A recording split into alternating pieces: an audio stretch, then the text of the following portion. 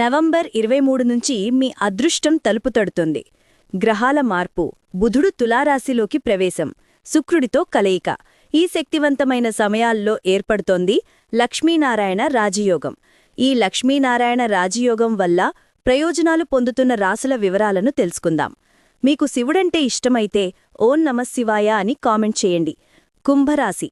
వ్యాపారస్తులకు అద్భుత లాభాలు. గతంలో ఆగిన పనులు మళ్లీ మొదలవుతాయి. ఉద్యోగస్తులకు కెరీర్లో మంచి అవకాశాలు. కుటుంబంతో కలిసి పుణ్యక్షేత్రాల ప్రయాణం. మీ జీవితంలో పెద్ద పాజిటివ్ మార్పులు రాబోతున్నాయి.